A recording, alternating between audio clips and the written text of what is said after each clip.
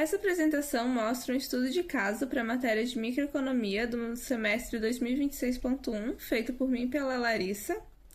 A gente vai relacionar o artigo Comprometimento do Salário Mínimo pela Cesta Básica Alimentar no Brasil com as informações coletadas por nós. A pesquisa comparou os dados da cesta básica e do salário mínimo apresentados no artigo com aqueles obtidos por meio de um formulário elaborado pelo Google Forms, que buscou compreender a percepção dos cidadãos de regiões de Santa Catarina e São Paulo sobre o tema. O objetivo do artigo é avaliar as disparidades regionais do Brasil entre os anos de 2000 e 2023 no comprometimento do salário mínimo pela cesta básica alimentar, buscando discutir a eficácia do salário mínimo na garantia dos direitos constitucionais de acesso à alimentação.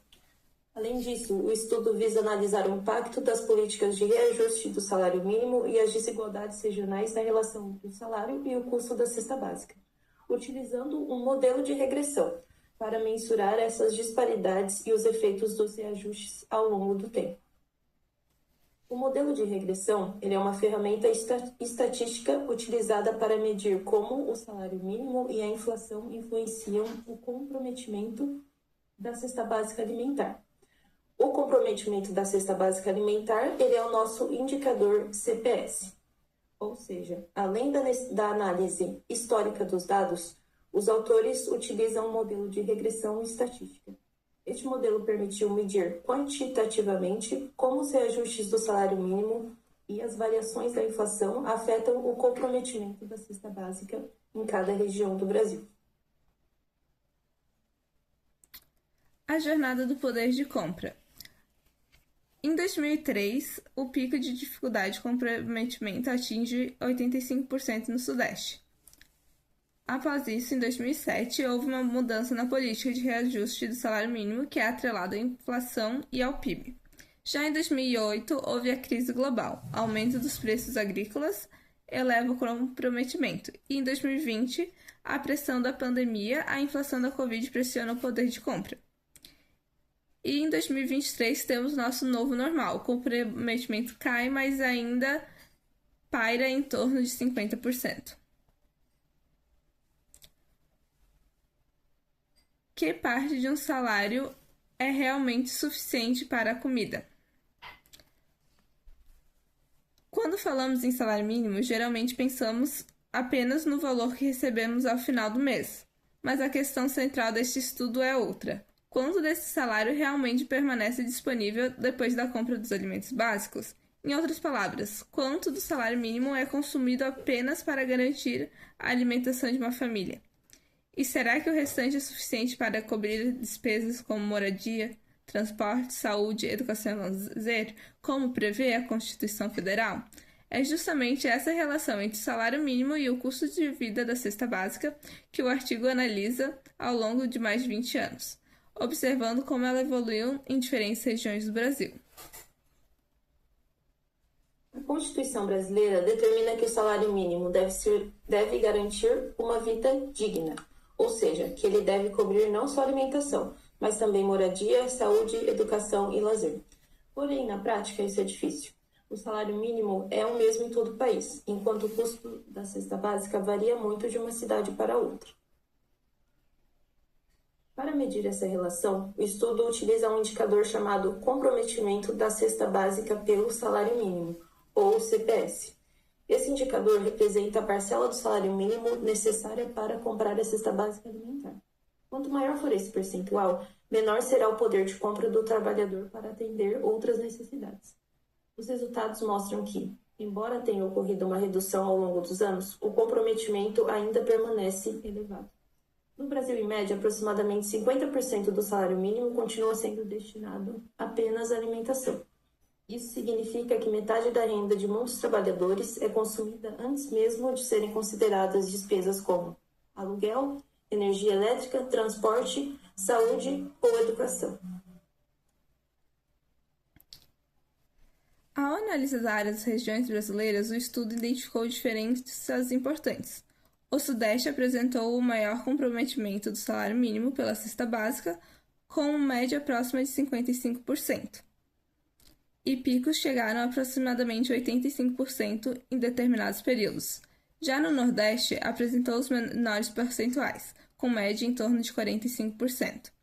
Essas diferenças demonstram que, apesar de existir um único salário mínimo nacional, o poder de compra não é igual em todo o país.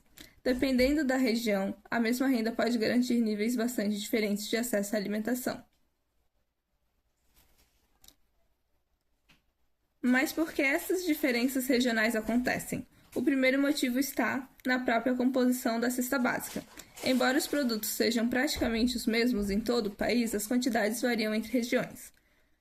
No Sul, Sudeste e Centro-Oeste, por exemplo, há uma participação maior de alimentos proteicos, como carne, que possuem um custo mais elevado.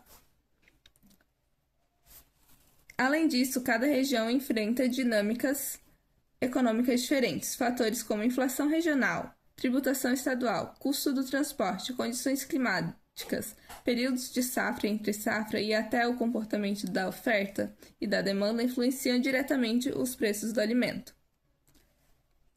Por isso, mesmo com um salário mínimo único para todo o Brasil, o custo da alimentação e o poder de compra apresentam diferenças significativas entre as regiões. O artigo que escolhemos trabalha com dados macroeconômicos, isto é, ele mede em nível nacional quanto do salário mínimo é comprometido com a cesta básica e como isso varia entre as regiões do Brasil. O nosso grupo quis olhar para o mesmo tema, mas com uma lente microeconômica, aplicando um questionário para entender como as pessoas sentem isso na prática. A ideia foi comparar a realidade medida pelos indicadores oficiais, ou seja, do estudo, do nosso artigo, com a percepção cotidiana das famílias sobre renda, alimentação e suficiência do salário mínimo. Em vez de analisar indicadores nacionais, buscamos compreender como as pessoas percebem essa relação no seu cotidiano.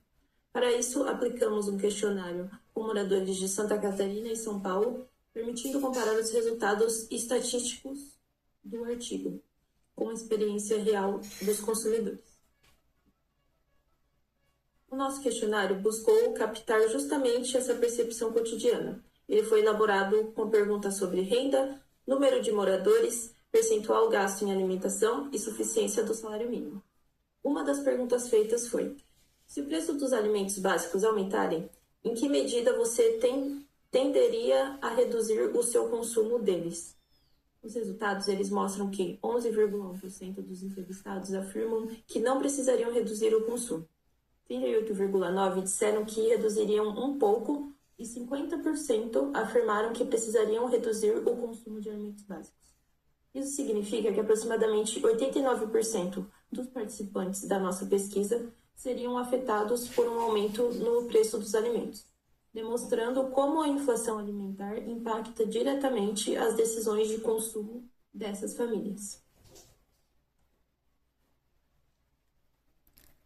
A maioria das pessoas que responderam o questionário possui uma renda de até 2 salários mínimos, o que torna a amostra bastante próxima da realidade de grande parte da população brasileira.